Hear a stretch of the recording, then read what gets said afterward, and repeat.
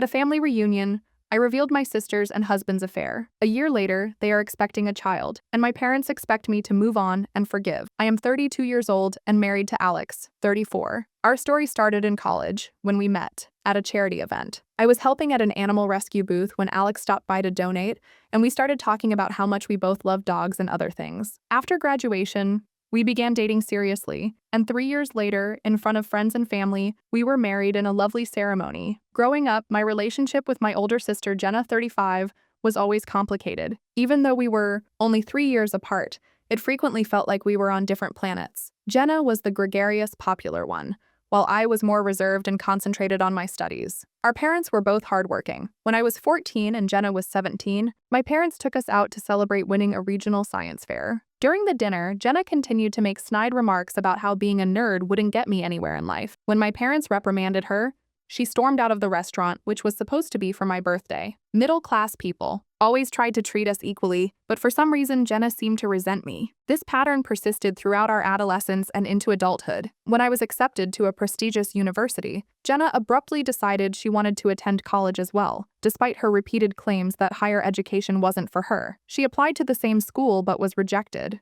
which only served to increase her resentment when I introduced Alex to my family. Jenna was my sister, so even though we didn't get along, I never imagined that she would betray me in such a terrible way. Last year, I began to notice changes in Alex's behavior, including him being secretive and constantly on his phone. At first I dismissed it because it was strange and she was overly friendly, almost flirtatious, which made me uneasy. I hate to admit it, but as the weeks stretched into months, my suspicions grew. One night, while he was sleeping, I snooped through his phone and discovered hundreds of messages between Alex and Jenna going back several months. This discovery completely rocked my world. Alex had recently started a new job at a tech startup, and I assumed he was just stressed and getting used to the new workload. A part of me hoped it was all a misunderstanding, and that there was some rational explanation. But deep down, I knew the truth, so I decided to gather more evidence. I put a hidden camera in our living room and discovered that my husband was not only cheating on me, but he was also doing it with my sister. The messages were explicit and left no room for doubt, and I felt sick to my stomach. During the next few weeks, I caught them in the ACT several times when I was meant to be at work. Every time I watched the video, I felt like a piece of my heart died because the two people I should have been able to trust the most in the world had betrayed me in the worst way possible. I thought about the family dinners where Jenna would sit across from me, smiling and inquiring about my first instinct was to confront them and yell and demand answers, but I wanted revenge. I wanted them to experience the same suffering and humiliation I was, so I waited until our annual family reunion. Throughout my life, while sleeping with my husband behind my back, I thought about the nights Alex would arrive home late, saying he was working, when in fact he had been with my sister. The family reunion,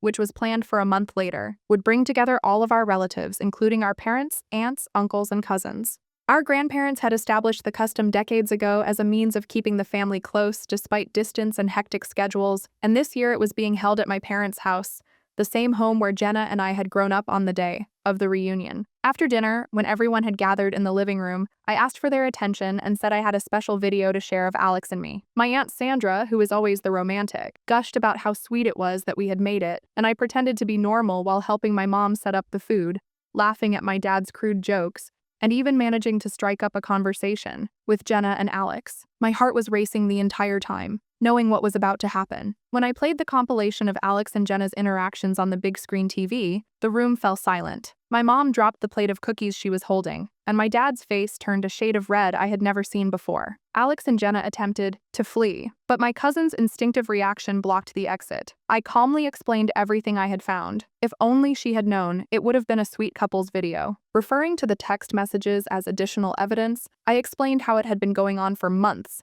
and how they had been lying to my face. The fallout was chaotic, with my parents crying and other family members yelling at Alex and Jenna, while others tried to console me. Uncle Bob, who had always been protective of me, had to be restrained from punching Alex, who pleaded for forgiveness, saying it was an error and that he loved me, claimed that he had been weak and that Jenna had seduced him. Jenna tried to place the blame on me, saying that I had neglected Al and that he had turned to me because I was cold and unloving. Her words hurt, but I refused to let them see me cry, so I filed for divorce the following day. My parents were conflicted. They were upset that I had revealed everything so publicly and angry at Jenna and Alex. A month after the incident, Alex moved out, and I haven't spoken to Jenna because some family members believe I went too far by exposing them at the reunion. They say I could have confronted them privately and spared the family the embarrassment. But I stood my ground and told them that Alex and Jenna should be embarrassed, not me. Embarrassment. But I don't regret what I did, and I think they should be held accountable for their betrayal. Every day is difficult. I wake up,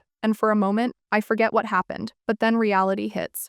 And the pain is all over again. But I'm trying to remain strong, concentrate on my work, spend time with friends who have been encouraging, and try to start over, even though I know the road ahead will be difficult. Update 1. 3 months have passed since my last post, and a lot has happened. First, I want to thank everyone for their support and advice. Your words have been a lifeline during some of my darkest moments. The divorce proceedings are underway, and it's been a difficult 3 months. The divorce proceedings will be messy, and family gatherings will be awkward for years to come, but I refuse to let Alex and Jenna's actions define me. Emotional roller coaster. Alex first attempted to dispute it, saying that I had invaded his privacy by recording him without his permission. However, my lawyer, Missa, who is as tough as nails, told me that although the recordings might not be allowed in court, the text messages were sufficient proof for a fault-based divorce. When Alex realized he had no chance of reconciliation or success in court, he consented to an uncontested divorce. But that doesn't mean he's made it easy. He's been trying to control me emotionally by sending me lengthy emails about how much he misses me and how sorry he is. One day, he's pleading for my forgiveness, and the next, he's furious and accusing me of ruining his life. Jenna, on the other hand, has been relentless in her attempts to portray herself as the victim, spreading lies about me to anyone who will listen. She even attempted to persuade our parents that I had known about the affair all along and had only revealed it for attention. Her actions have brought back memories of our childhood that I had long forgotten, such as the time I was 16 and had my first serious boyfriend, Jenna, who was 19 at the time, go out of her way to flirt. She believes that I was the one who drove Alex away with my cold and unloving behavior, and she was only trying to console him. When I confronted her about it, she laughed and said I was being paranoid. 2 weeks later, I discovered that she had kissed him at a party. History truly does repeat itself, and our parents are still having a hard time dealing with everything. Our mother is devastated and hardly ever leaves the house anymore. She has always been a social butterfly involved in various community activities. But now her dad tries to put on a brave front, but I can see how much this has affected him. His hair seems to have gone grayer in the past few months, and the lines on his face have deepened. They've been going to family counseling to try to understand how things got to this point. Last week, I ran into Alex at a local cafe. It was the first time I had ever seen him. She cancels plans at the last minute and spends most of her time in her room watching old movies. Since the family reunion, I have seen him in person. He looked awful, unshaven, with dark circles under his eyes and wrinkled clothes that looked like he had slept in them. For a brief moment, I felt the pang of the old feelings I once had for him. But then he began to talk and begged me to give him another chance, saying he had made the biggest mistake of his life and that he missed our time together, our inside jokes, and the way I always knew how to calm him down when he was under stress as he talked. And I thought I could almost see the man I fell in love with, but then I remembered the video of him with Jenna, the lies and the betrayal. I told him that he made the decision to sleep with my sister, and now he must live with the consequences. The most difficult aspect of all of this has been the loneliness. I lost both my husband and my sister in one fell swoop, and even though they betrayed me, I've started seeing a therapist to help me process everything. Her name is Dr. Chen, and she's been really helpful. It's been nice to have someone to talk to who isn't angry. There are times when I miss having them in my life. I miss the casual conversations Alex and I used to have over dinner. I miss calling Jenna to gossip about our favorite TV shows. But then I remember what they did, and the anger comes rushing back. One good thing that has come out of this mess is that I've reconnected with some old friends. My college roommate Sarah reached out after hearing what happened. We hadn't spoken in years, but it was a good thing. She's been helping me work through my trust issues and teaching me how to set boundaries. We've been looking back at my childhood and my relationship with Jenna to understand the root of our issues. As for the relatives who felt I went too far with the public exposure, most of them have come around. My Aunt Linda, who initially criticized me and called to apologize, said she reacted out of shock but now understands why I did what I did. She has been supportive, inviting me out and making sure I'm not isolating myself. She revealed that her husband had cheated on her years prior, and she wished she had the guts to defend herself the way I did. I'm concentrating on my career and have thrown myself into a major project at work where we're creating new software that could completely change how small businesses manage their accounting. It's exciting and challenging. I still stand by my decision to expose Alex and Jenna because it helps distract me from everything else. Yes, it was dramatic and public, but I think they needed to face the consequences of their actions. The truth would have eventually surfaced. At least this way, I was able to control the narrative, and I refused to feel guilty, or like I did something wrong as I navigated this new chapter of my life. Update 2. It's been 6 months since my last update, and life has taken some unexpected turns. The divorce is finally finalized, and I'm officially focusing on the future. I'm rediscovering who I am as an individual, not as Alex's wife or Jenna's sister. It's frightening, but it's also liberating. I'm learning to trust myself again, to believe in my strength and resilience. I keep thinking about the life Alex and I had planned together, the kids we talked about,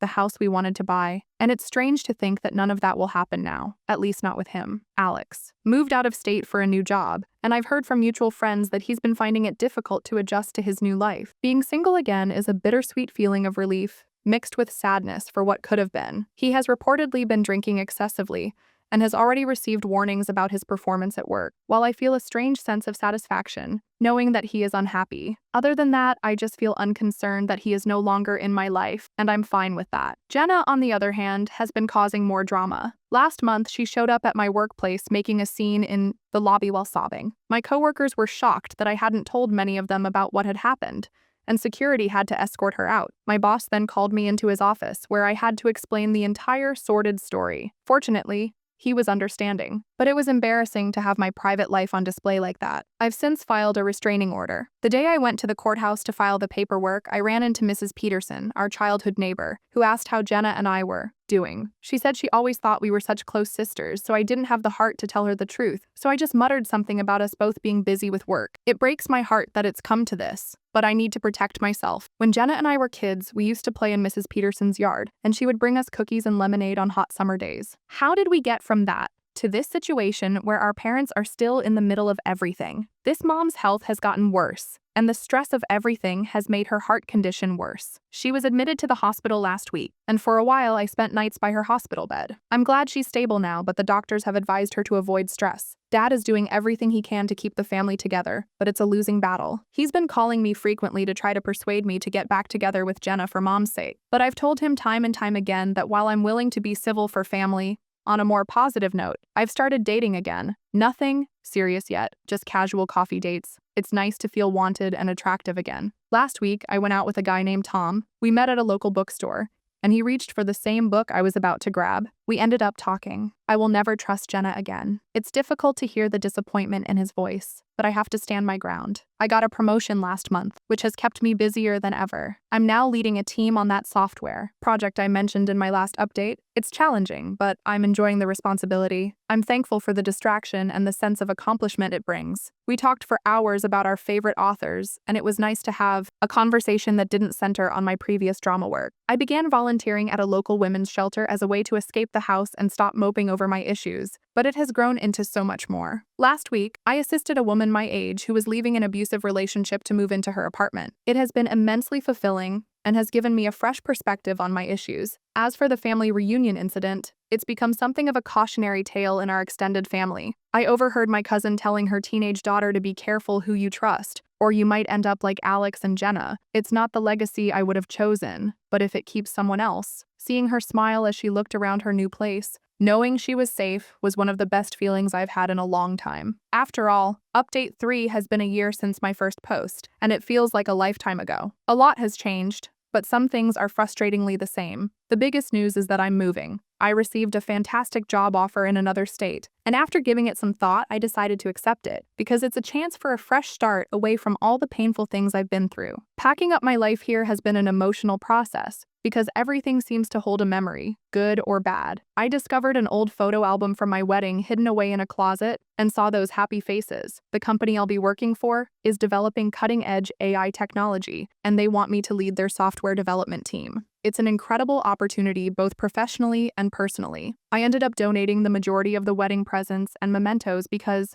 I was so utterly unsure of what the future held. It felt cathartic, like I was finally letting go of that chapter of my life. Speaking of letting go, there has been a lot of family drama lately. Jenna is pregnant. Yes, you read that right. And yes, it's Alex's. However, it appears that it happened during one of their weak points following the divorce. I learned of it through a tearful phone call from my mom, who was barely able to speak, alternating between excitement about becoming a grandmother and despair over the situation. Dad tried to defuse the situation by suggesting that perhaps this baby could bring the family back together, but I had to bite my tongue to keep from yelling. They told the family last month, and it's thrown everyone into chaos again. I'm still processing this new development, and while part of me is upset that they're bringing a child into this mess, another part of me feels sorry for the baby who didn't survive. She had another health scare when she heard the news, and the shock and stress were too much for her heart. She's stable now, but the doctors have advised her to avoid stress. Ironically, the very thing that's causing her stress is the thing she's most excited about. I've told my parents that even though I love them, I won't be involved in anything related to Jenna or Alex's child. This may sound harsh, but I need to put my healing first because I can't be the aunt this child deserves, and it's better to leave now than to do so half-heartedly. I asked to be born into such a complicated situation, mostly because I'm tired of it all. Even though I will undoubtedly disappoint everyone, I have been dating Mark for a few months. We met at a tech conference, and he is kind, funny, and most importantly, honest. He is aware of my past and has been very understanding and patient. Although it is still early, I am excited about the future for the first time in a long time. Mark has been a huge support as I get ready to move. As I pack up my life here and get ready to move, I can't help but think back on everything that happened a year ago. I thought my life was over because I had lost my husband, my sister, and my sense of trust in one fell swoop. He has helped me pack, listened to me vent about family drama, and even offered to drive me to my new city to help me settle in. His generosity and genuine concern for me have been a balm to my battered heart. A year later, I'm about to start a new job in a new city. I'm in a healthy relationship with a man who respects me. I've rediscovered my passion for my work, and I've found a new purpose in volunteering. It hasn't been an easy journey, and I know there will still be difficult days ahead, but I'm proud of how far I've come. There were days when I could hardly get out of bed because the pain and betrayal felt like a physical weight crushing me. As I close this chapter of my life, I'm filled with a range of emotions, including hope, anxiety, excitement, and a hint of sadness. But mostly, I feel strong. Thank you to everyone who has followed my story and offered support. Your kind words and advice have meant more than you can imagine. Here's to new beginnings and putting the past in the past. I can confront them since I've already endured the worst possible treachery. The rest is only a hiccup in the road.